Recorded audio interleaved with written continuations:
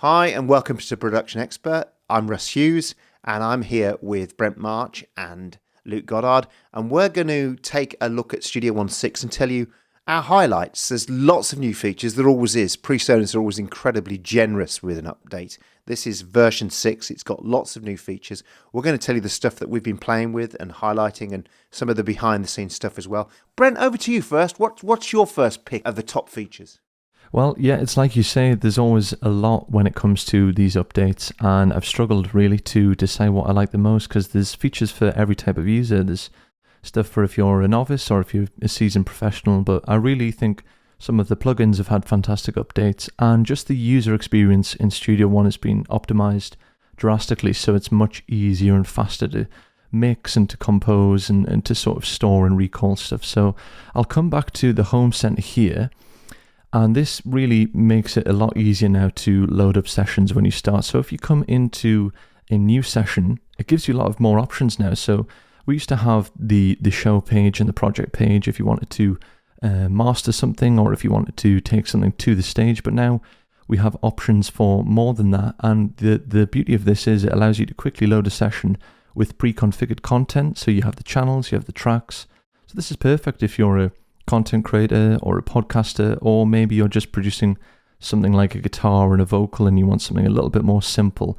You have these options which you can literally just click and all the content will download with the package instantly. So there's no headaches really, so it's a great starting point there for a range of different people.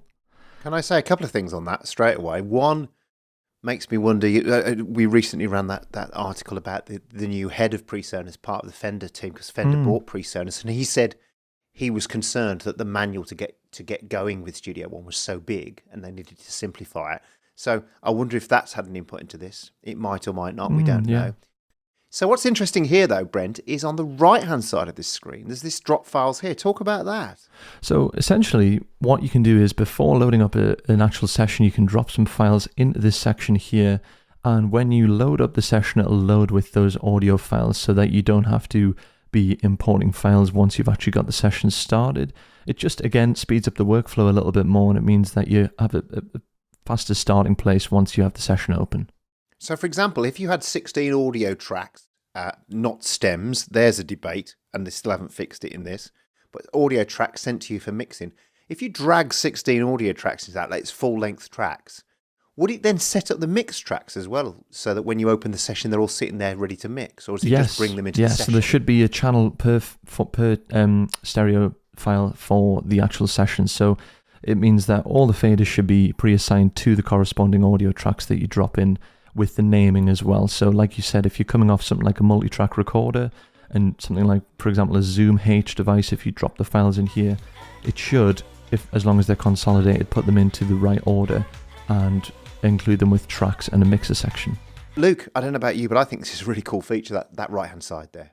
Yeah, absolutely. And just going back to what you were saying about some of the Logic features filtering down, they're definitely taking notice and trying to make a more rounded, easy user experience. And I think that, the whole template thing is going to work really well. But being able to drop your files into this new dialogue is, that's going to turn a lot of people's heads, certainly. Yeah, it looks cool. Isn't it sometimes the simplest features that are the most captivating? And that for me is one of a great feature that people won't talk about. And what will bother me as well is that some people will use that terrible expression, which is so loosely thrown around these days, dumbing down. They go, oh, this is dumbing down the door. But call it what you like. If it makes my life easier, then I'll have it. Thank you. Absolutely. Yeah, usability all the way. Yeah, thumbs up from me on that first screen. Then about you two. Yeah, definitely. And that's not just everything on the first screen as well, because there's one more thing. We have one more thing here. Here comes Brent Jobs. In the artist profile section, I really like this feature here where you can actually add your own artists to this section. So imagine that you're working with a number of different clients and you want to have a session that is basically set up with the information of each artist that you're working with. You could input the artist, the style of the music, the website, and then when you start the session, you can select the actual chosen artist down here. So I could select my own, or I could remove, or I could add a new artist. And what this does is it embeds the data into the ID3 formatting. So once you finish that session and you export it, all of the information, the metadata, will go with the session depending on which artist you select at the very start. That's really helpful, because some people would think it's just some kind of emoji at the front of the door, wouldn't they? Exactly. It's kind of like, hey, this is me personalising. I used to have my face stuck in there. Same. And it was like, I felt a bit self-conscious after a bit and took it back off. But that's... before we've even gotten to this door, there's some really cool features, yeah? Yes, definitely. The homepage has already given me a lot of options before we've got into it, and I think that is definitely testament to this update. It's all about making it an easier experience for a lot of different users. Cool. Great. Right. Okay. I'll head over into my session here, and I think what most people will be excited about is probably the updates to the plugins. And something that I've always been a fan of is the Pro EQ. The plugin itself is really great. It's got lots and lots of options, but what have they done is they've made it even better. So now we have the addition of the dynamic bands. So basically we can use this I'm using it here with a sidechain input to duck my bass to a kick. And you can toggle the dynamics on and off here. And as you see, it expands it with threshold, range, and a couple of other controls. But what's really good about this is it makes the process a lot more easy, because sidechaining has been updated inside of Studio One version 6. So if I come into the sidechain here, I can select the send of the kick and it'll set that send up automatically for me here in the sidechain of the actual Pro EQ on the device I'm on.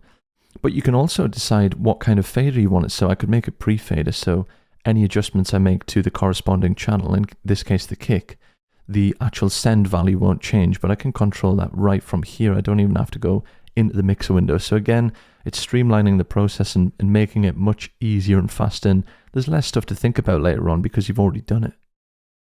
I really like that. Just recently, Brent, I was using sidechaining in Studio One, and not least because it supports stereo sidechaining. And this was a feature that I hadn't really explored before, just the wider sidechain functionality in Studio One. So just being able to basically set up a receive as much as you would a send is so useful, because you don't have to go to the source to do it. Exactly, yeah. And the ability to change the fader as well, I think, is a great addition. And then the output here, you can actually decide to receive the output from the channel. So you could essentially have like a silent sidechain, but without actually having to directly go and mute that channel in the mixer. So there's a lot of updates to not just this actual Pro EQ3 here with the dynamic band and the ability to sidechain it off a different channel, but the actual sidechain menu is improved drastically, even though, you know, to some people this might just be a minor update. It's a big thing for a lot of people.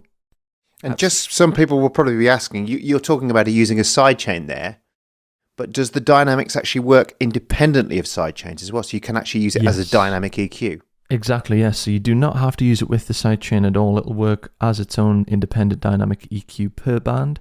So it's really flexible in terms of how you want to use it on the source material. And also what I like is the actual GUI is responsive. So when you have it set up in the sidechain, like I did, it'll respond to the source material and show you where it's ducking. So it's much more visual than it used to be, as you see here. So you can see the ducking actually happening there. And what I liked as well, you had it on a moment ago, you have the piano option on there as well. Because one mistake, especially some people can make in newbies with EQing, is actually EQ out the range of the instrument, or they EQ out the range of the key. And so they put an EQ boost or cut, especially on bass guitars, it's quite common. There, you can see it there. Yeah, exactly. Is that, let's say some people, they can have a bass that's playing in A, but they're kind of doing cut and boost around a D scale. And so that's a super helpful thing to have when you're doing EQ, instead of using, because some people can't, a lot of us can't figure out what 100 hertz is versus the note. Yeah, I couldn't agree more. I mean, we're seeing this more often, aren't we? EQs having the piano keyboard across the bottom, and it's just a helpful reminder that we are dealing with music. It's not all about frequencies in the clinical sense. It's about context, isn't it? And it's about making things work musically. What I also, Julian Rogers actually said to us the other day, we had the experts team here, and he said that he thought that this was just slightly, this was up there with Pro Q3 from FabFilter as a stock EQ. He thought it was that good.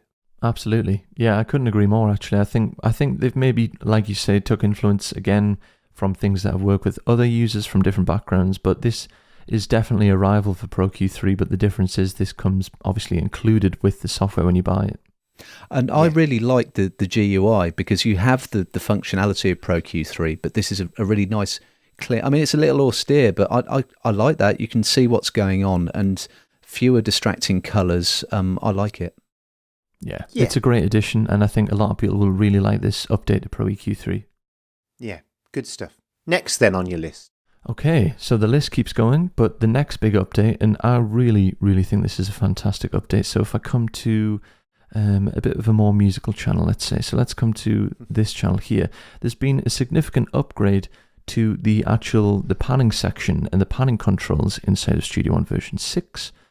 So if I double click here, we get an expanded view now of the actual panning menu. Oh. But it does make it easier to view, but we actually finally have the ability to have more than just a balance control. We have dual, so we can basically eliminate the need to have an actual panning plugin as an insert now, because in the past, if I have a stereo channel, I will quite often loading dual pan by Presonus and use this to sort of attenuate the left and the right, but I don't need to do it anymore. I can do that just here, no plugin needed anymore. And helpful that's super helpful. Oh yeah, it's very, very, I've already been using it indispensably, so there's no need to have that plugin anymore, but also we've finally caught up and we've got binaural control now as well, which is great. Oh, that's helpful as well. That's a really nice feature. I was surprised when I found out that this functionality was something, maybe one of the few things that Studio One has been in need of for quite a while. Definitely. But yeah, having a balance control, that's a big one for so many people. Yeah, Brilliant. I couldn't agree more. So that's a simple one, but again, even just the viewing is much nicer as well. I can see much better here than I can with this little display here. So that's quite a big update in terms of the actual options for panning, but much better for view visibility. Can I say as well, just as expanding into a bigger GUI would have been useful on its own, because using pan pots on doors generally, unless you've got a control surface, it really is fiddly at times, isn't it, to try and get it right? Absolutely. So even making it bigger is really clever, and this doesn't align. Some of these features we're seeing so far is, when a new door comes out, somebody goes, "Oh, why didn't they include a free Juno 60, or why didn't they include auto tune for or something like that?" And the truth is that actually it's the small things that can often make the biggest difference on the day-to-day workfall. Definitely. Not all the candy. And these are quite small things. If you put them in a feature list, you think, who cares about that? But all these little things you've shown us so far are quite significant. That's it. Yeah, there is a lot of big updates, but for I think for existing users, these little updates are probably more significant. The big updates are probably more interesting to people who are thinking of switching or maybe just starting off in their DAW journey. But for me, like something as simple as that is going to make a huge difference to my everyday workflow. And it just means that there's less going on in the session, which is always easier. So that's a big thumbs up from me. Right then, what's next on your list? So another big update is the lyrics tab at the top here. So where we previously had the arranger, we can now drop the menu down and we find the lyrics channel. So the good thing about the lyrics channel is we can enlarge the view and we can type our lyrics in here. And then these will insert themselves in the timeline. Every time you make a entrance, it'll basically drop another line onto the grid. But if you're not really happy with the positioning, with my brilliant penmanship, what you can do is once you're in the actual view here, you can drag these around to fit where they should be on the timeline. So you can view them like that on the timeline. So perhaps you've got a singer in a session, they can follow along with you while you're actually in your standard timeline view. And there's also another view as well. In the score view here, you now have the ability to view it as a automation track down the bottom here. So we can add the words and follow along down here. So there's a couple of different views for the lyrics channel. We can view it globally, we can view it on the timeline, or we can view it in song view down in the MIDI roll. And is there a feature so that you can, is it like a lyrics screen? Like one of the view options? I mean, so could you send I'm trying to understand there's the lyrics display. Yeah. So I suppose you could put that on a second screen. Does the lyrics does it bounce in ball as you play or anything if you played it now with those? Doesn't So if I underline was them to or follow anything. along in the session here, it would follow along in the timeline view, but the actual lyrics display here is just sort of a guide for a singer. Okay, so it doesn't kind of. So if you had a singer and there's no like bouncing ball or stuff, you'd have things like it won't track stuff along like per ADR. se, but I still think in terms would of be it cool. means you don't have to have another notepad up or something. It is a worthy addition, definitely. Yeah, it is. And the That's thing quite that cool. struck me, just reading through the release notes, was also the fact it's the resolution that this can work at. You can do it word by word. You can even do it syllable by syllable. You know, it's the resolution is so fine with it. It's incredible. I did not know that. So there you go. There's a lot of features that have been added to the arranger section in the past, but the lyrics one, I think last year we had the addition of a couple of different signature and key tracking tools, but the lyrics tab, I could see a lot of people using this. And like you say, Luke, the resolution of it means that you could probably use it across an enormous session. That's it.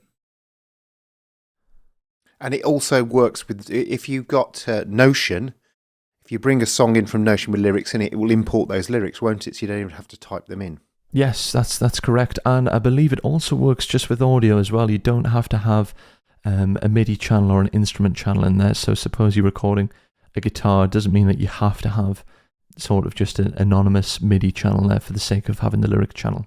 So Brent, what else are you enjoying in version 6? Okay, again, a couple of little ones, but definitely noteworthy is that we now have MicroView Controls for all third-party plugins. So in the past, a feature that a lot of Presonus users have enjoyed is the ability to drop down a plugin like Pro EQ3 here, and you can basically see all of the parameters when you're on the independent channel. But with third-party plugins, this wasn't always an option, but you can do this now with any third-party plugin. So it's not just a native experience anymore. But the best part is, if you're not happy with the pre-configured controls that drop down here in the MicroView, you can go into set of micro edit parameters and either add or remove your own. So again, a lot of these things really seem useful to me like they're all geared towards workflow, optimization, and making it a better experience when you're inside of Studio One, because that just means you don't have to pull the plugin up if you just want to make the simplest of edits to an actual device. That's really useful, especially let's say reverb. You just assign, let's say, the decay time or the pre-delay from any third-party reverb. Yeah, completely. So for example, that isn't showing up in RC20 here, which is a plugin myself and many other people probably love, but you could add that to the list here from the parameters. So you could look for the space decay, add it over here like this, hit OK, and there we go, there's space decay, and I can control that here without actually having to go into the plugin at all. Very useful, because opening and closing plugins can be quite laborious when you're mixing, can't it? Absolutely. This is reminiscent of quite a few control surface workflows where you can spill the parameters of a given plugin down the encoders on the channel strip. So that is a really nice control surface-like feature. I'd be interested to know how that's implemented on Presonus' own surfaces. Yes, I thought that maybe this transcribes over to like the fader port series. Yeah, exactly. Yeah, cool. And the Studio Live, the bigger boards as well. Yeah, be interesting to know. Yeah, great feature. Really, really like that one. A similar feature is the channel icons. Again, I feel like this is maybe somewhat nostalgic from Logic workflow, but if we come down here in the wrench icon, we can come to channel icons. And as you can see underneath, we have a big space now. If we right click, we can basically choose an icon for the corresponding channel. So it makes it a little bit more visible. And just like you said there, Luke, I can imagine this works really well with the fader port or the Studio Live mixers on the scribble strips. That's it. And for those long sessions where you can't remember what something looks like. Exactly, yeah, of course. Now, my big question, is there a banjo in there in the icons? I hope so. Hopefully they left that one Or out. an Let's have a look accordion? then. Guitars, Yeah. dobro, mandolin. Ooh, There it is. Oh, no. Ooh. There There is go. a banjo. Of course there is. Cowbell, maybe? Anyway, there is a cowbell. There it That's is. not enough cowbell, There we though, is go. there? More cowbell, more banjo. A worthy addition just for those of us who like to mix with our eyes more than our ears. I'm sold. So the last thing that I'd like to talk about is the customizable user interface. And this is available in the view menu. If you come down to customization and hit edit customization, basically what you can do now, which you've never been able to do before in Studio One, is we can tweak the entire look and feel of Studio One to suit our actual needs and requirements, because you might find that there's a lot of stuff on the toolbars and whatnot that you maybe don't Which is use just that much. clutter. So you can you can toggle them on and off in the toolbar here, Okay. or you can actually import your own you can create your own presets here, which you can import. They have some already like basic, minimal, and audio editing. So depending on maybe if you're a mixer or you're more of a writer or someone who's working in post, you can tailor the DAW to really suit the way that you work. Could you just flip it to like basic so we can see what it does when you go to So basic? if I flick to basic, you'll see all the controls there basically pull away, and we have a much more simplified GUI now. And then flip to another one. Let's go to minimal, which is probably, again, the least amount of controls you'll need, but it's still enough to get by for the likes of someone recording a guitar and a vocal, but it makes a big difference. As you can see as well, all of these are now unticked, and if I go back to the complete workflow, there's a lot of people who might like to have all these options. Yeah, but it's the whole point of all this technology is to let you get on with doing your work and to cut all the distractions out. And if that's going to be a help for some of us.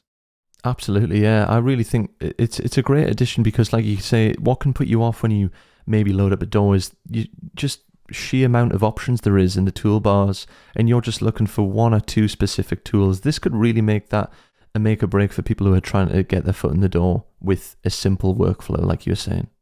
So the first one I'd like to pick up is a hugely asked for feature over the years, and that has been Studio One's implementation of video. It's been pretty basic for years. It simply was drag it in, and it would play a video, not even on the timeline, but it would play it. And that's got slightly better over time, but it's always been pretty ropey. And what they've done now is given you some significant stuff. And if you're a composer or working to picture, doing ads and stuff like that, now we have a better video implementation. So as you can see, I've dragged a video in. It's now on the timeline. I can still open the small viewer, and I'll play that for you. This is, in fact, me and Brent and Paul Drew doing Studio One 5, everything you need to know. And we can just move along the timeline and just, that's there. So that's dead easy to use. Then if you saw there, I dropped down, you can open the folder and the audio has come in underneath it. I've brought the audio in, and so you can see the video, but you can hide it if you don't need it. And the best thing now, really, though, is you can edit on the timeline as well. So just like you're editing an audio, so if you're working on a bit of video, or if you're a video creator that doesn't need to spend money on Final Cut or Premiere or any of those products, and you just want to do some very basic video editing, you can do it all in this now, and you just double click like you would on a piece of audio and just drag it down the timeline like that and move it around. Now, depending on how you've got it set up as well, so I've got ripple edit on, so if I then go just undo that a couple of times and cut a bit out, then it's ripple edited down the timeline. And at the moment you can see that the audio isn't linked, but the audio can be linked as well. So you don't have to have the audio unsynced from the video. So if you're going to edit the video, you'd probably leave the video with the audio intact. But the idea that you can now go through and edit videos, because like grab it at the front there and bring it up and shorten it, things like that. Just very simple editing, but very useful. Yeah, that is as a Reaper user, I often use Reaper for video, and this is a very similar functionality. Like you say, Russ, if you just want to do some simple stuff and compile a video, it's all there, and being able to link and unlink ripple editing between video and audio, that's just so useful. It really is. You can slip the video, you can ripple edit it, you can cut, copy and paste the video. You can do lock points on the video as well, because let's say you've got a hit point in a piece of music for a movie and you don't want it to move, you need it to stay intact for time code, then you can lock it as well. You can duplicate it as well. What's really nice is you can replace it. And what we mean by replace is not just that you drag it in, but let's say you've been sent a picture that you're working to from an edit. Let's say you've got a 2-second TV spot or something that you're working to. You can bring that in. Then there might be a later edit of it. You can replace it, but it keeps things in time. So you don't have to worry about the hit points all being in the right place, because they will be. It will bring it in. So it can bring in a newer edit of the same content, and it will keep the current time code position, which is really useful. Excellent. So it's this is clearly all been devised by people who actually have used stuff like this before, which is great. who understand some of the needs of composers and stuff who are working in that. Now, a few other great things about the video feature, and well, more than that, actually, the video support has been improved as well. So if you have multiple video clips inside a single session, you can choose different export ranges for them. So you can export, let's say you've got 3 clips down a timeline. So you might have let's say a 1 second spot. 1 second, that would be a really short video. A 1 minute spot, a 30 second spot, and a 15-second spot of videos that you've done music for. You can have them all along the same timeline and then export them independently with export ranges. Wonderful. Which is quite helpful as well, I think. Yeah. And then you can export stuff out, so you can export with audio and all those kind of things. I was looking for some information on the video formats that are supported. Presumably, those are the same as in version 5. I'll be interested to know.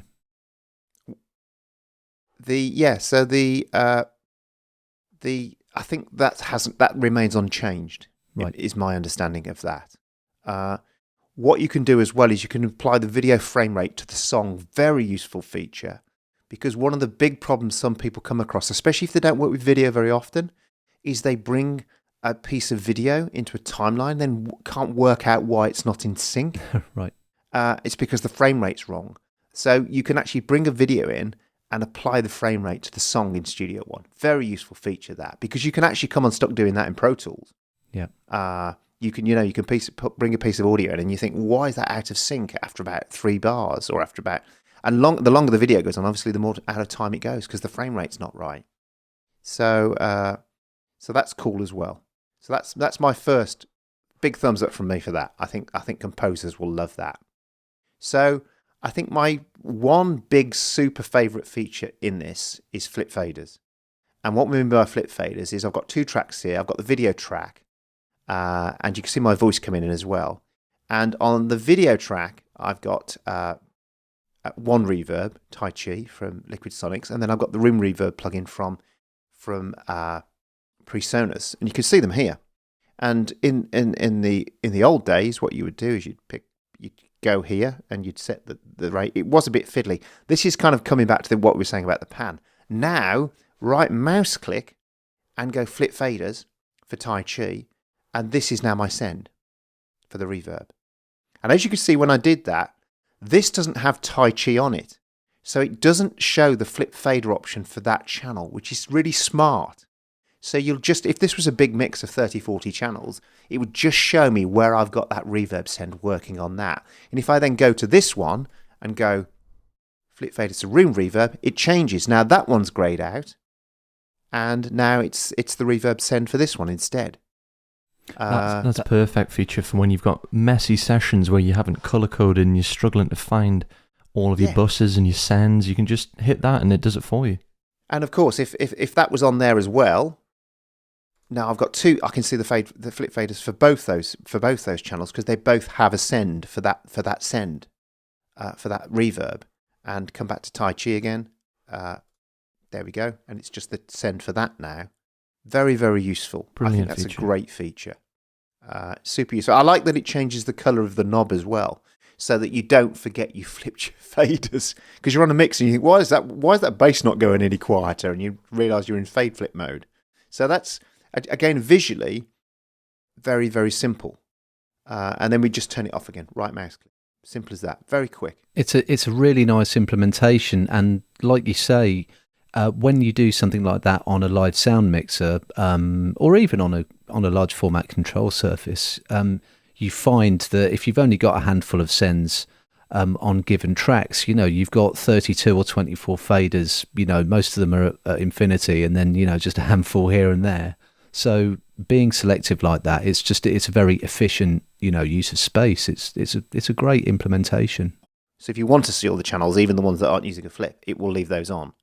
So it's a feature you can switch on and off, which is really quite helpful. Excellent. I'd be interested to see whether or not Presonus maybe bring pan to this feature. In a future update, it could be possibly. The other cool thing as well that I didn't mention is you can assign shortcuts to the fader flip, keyboard shortcuts. So you can quickly fader flip with a keyboard shortcut. So I think for me, that's probably my favourite feature of this release. And it's such a simple thing. Moving on to new plugins, we now have a stock de-esser, which has obviously the reduction. Everybody knows what a de-esser does. If you don't, it basically takes the sibilance out of voices, and it has plenty of great features in it. And for the Daft Punk fans, or whatever you do, there's now a stock vocoder built in. So that's really useful for the pop producers and stuff like that. And we haven't got time to go into any depth on this now, but it ships with a ton of presets straight away that you can just load in, pitch down, pitch up, and that. It's got sidechain input, and of course you can do your own vocoding patches as well. So it's a pretty comprehensive vocoder. Be interested to hear what the community think about that. But I say very useful for a lot of pop tracks now will have vocoders and stuff like that. And as I say, if you want to really hear one in action, then listen to things like Daft Punk and things like that. Hours of fun. So, hours of fun. Yeah, not my bag. That's why I'm not going to do any demos of this, because it'll be the audio equivalent of a dad dance at a wedding. So for those that really know how to master a vocoder, I think some people are going to do some great stuff with this. So do you use a vocoder at all, Brent, in any of the products? You do a lot of pop stuff. I think I've used one once, and I was just thinking before about how Luke said the de-esser was a bit of a catch-up feature, whereas the vocoder feels like I can't really name many other doors that have a stock vocoder, so it's very forward-thinking of Presonus to include this. But yeah, I think it's one of those plugins that you'd probably use very specifically, but it's nice to have it because you don't have to go and purchase the third-party one now if you already have the door. That's it. You're getting a lot for your money there, aren't you? You know. That's it. Definitely. Yeah, that's a standalone instrument on its own, isn't it? It is. Luke, what were some of your standout features then? Yeah, so we've already covered fader flip, which just for me, that is such a great feature. And the thing that is a real standout there is it brings a kind of the kind of workflow that anyone working with hardware will be familiar with, you know, be it a live sound mixer or be it a control surface in the studio. But being able to flip the faders to sends is just so useful. And the first time anyone does actually press that button, you know, the first thing you think is, well, how on earth did I manage without this? So it's really great to see that in Studio One. But perhaps another feature that I'd like to, you know, just highlight is the mixer channel overview. Now, this is basically, if you've ever found yourself hopping between plugins, having various floating windows and knowing how to manage those, this may be the feature for you, because this allows the user to have, well, it does exactly what it says on the tin. It is an overview of everything that's happening in your channel. So, and there it is. So we have our fader, we have our solo and mute, and all of the, you know, the main channel functionality. But then, of course, we also have our inserts and sends. So we've got master, bypass, or power.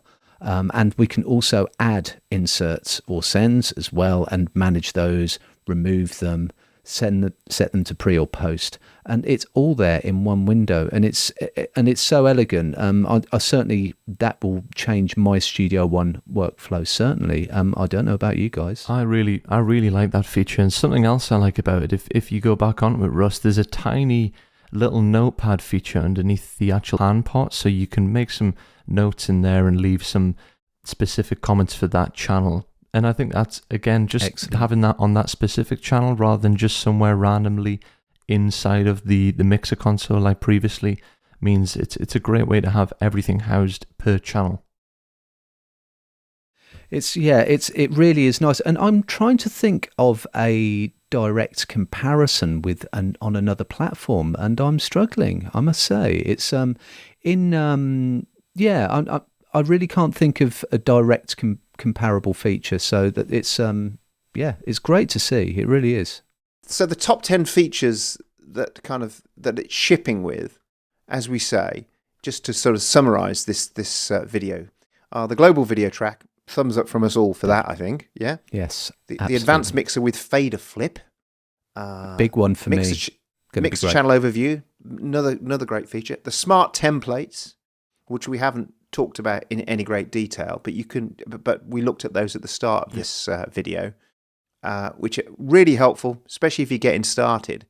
And some will call it dumbing down. I call it speeding up. That's my view of it. Track presets, which we've just talked about, really useful. We haven't talked about there's advanced collaboration for Sphere owners. 3 new plugins, de-esser and Vocoder, and an update. Pro EQ 3 is regarded as a new plugin. It's dynamic, for example, now. Very useful. Lyric support, customizable user interface, and you'll see there's a new look and feel as well on the GUI. It's got some new icons and stuff. And then browser favorites and folders as well. Browser favorites and folder, again, is another thing that I don't know about you guys, but one of the things that I used to get a bit annoyed with Studio One was when let's say you use, let's say you got a folder full of loops that you use all the time. It was kind of quite clunky to try and get to them quite quickly from the browser. So having browser favorites can help as well. Thumbs up or thumbs down from you, Luke? Well, it has to be a thumbs up. It's there's some really genuinely useful features there. It's not just tinkering around the edges, and I think they've brought some great new features in there. And what about you? Yeah, definitely, Brent? definitely a big thumbs up. I think for me, this update's my favourite I've ever seen in terms of workflow and just making things easier for people who are long-time users, but then they're still looking after people who want to come and use Studio One for the very first time. But definitely my favourite update in terms of workflow features. And I think I'd agree with you on that. That's why, often when we think about a new version of something, we think more stuff, don't we? And yet really sometimes we don't need more stuff. We just need it done better. They've produced a better version of Studio One. And for working professionals in particular, that's got to be a win. And on that, thank you from me and from Luke and from Brent. And let us know in the comments what you think of this new release. Thanks for watching, and we'll see you again soon.